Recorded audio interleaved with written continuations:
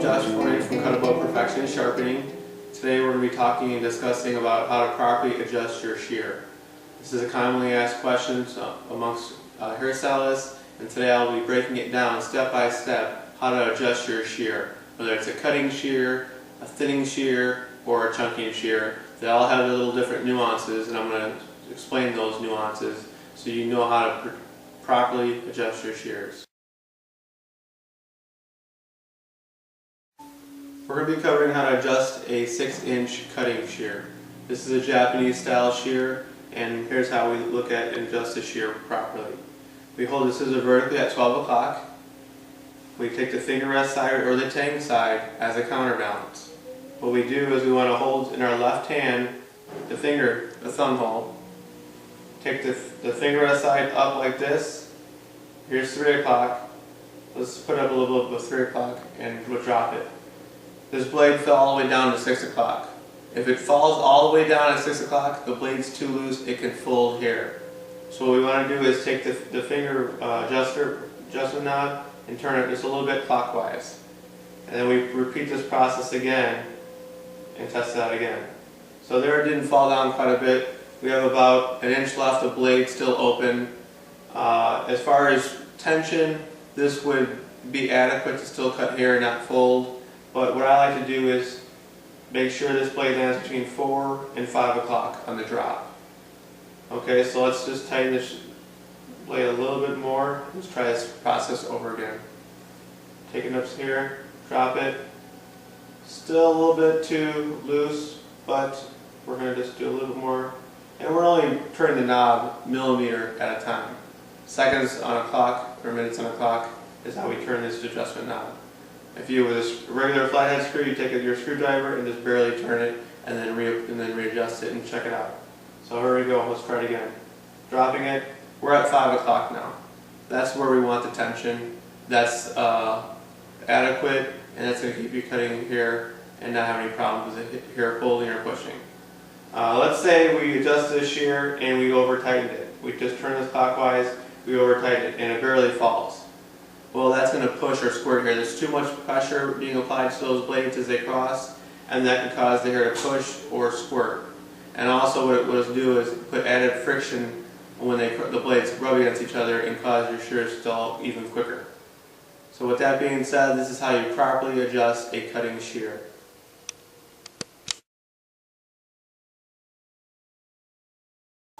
So next we're going to be covering a 7-inch Japanese shear. Let's take a close look at this shear and notice it's slightly different than the last shear. Here's the last shear, it's the 6-inch shear. Notice that the blade length is significantly longer compared to the handle length. We can't use that 4 to 5 o'clock drop method to properly adjust this shear because the blades are too heavy. It won't work. So with that being said, we have to basically open and close the blades slowly, and as we close the blades slowly, we want to feel a light pressure or contact between the blades as we close. And the contact and pressure should be greater than the last inch and a half of the blades as we close them.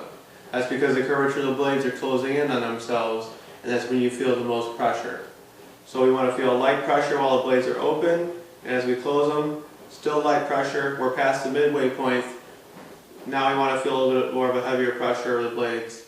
So with this, it's more of a feel, because if we do that drop method and we try and do it, it's not going to fall that far down because the blades outweigh the actual handle. So if we lift this up again, we drop it, it's going to look like it's tight, and it's really not. So we want to just open and close the blades very slowly, feel light pressure, and then it's going to build up as the tips close. And that's how you properly adjust a longer blade shear.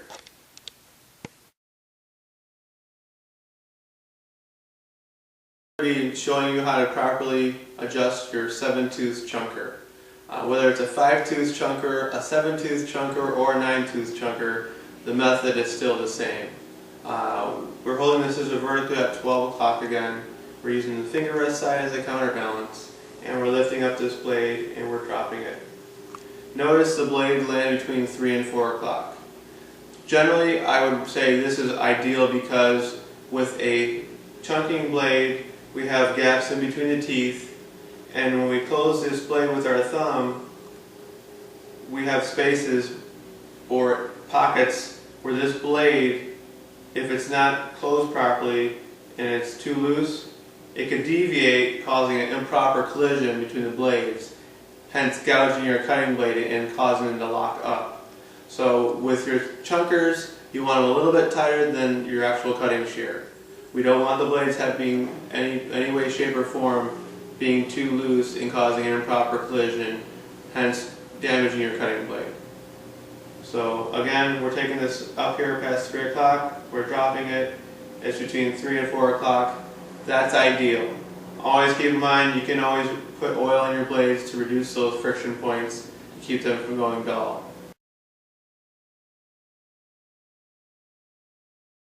Next, we're going to be covering how to adjust your blending shear or thinning shear. What I have here in front of me is a titanium colored shear. It's a 35 tooth thinning shear. Again, same other steps to the chunking shear. We want it a little bit tighter because we have spaces in between these teeth blades, and we don't want to have any improper contact or angulation of those blades being too loose and jarring or locking up by hitting the teeth. So again, we're holding this as a vertically at 12 o'clock. We're taking the finger rest side as a counterbalance again. We hold it up here a little bit past 3, we drop it. Now, this barely fell. Now, between 3 and 4 o'clock would be ideal because I don't want these blades to be too loose.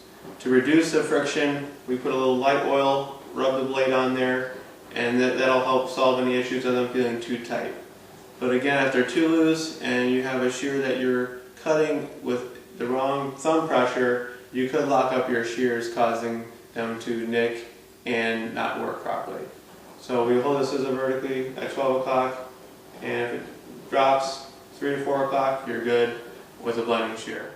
And thanks for watching. That concludes our video on how to properly adjust your shears, whether it's a cutting shear, a long blade shear, a blending, thinning, or chunking shear. Make sure you check out my next video clips. My next clip will be on frequently asked questions by hairstylists. Thanks for watching.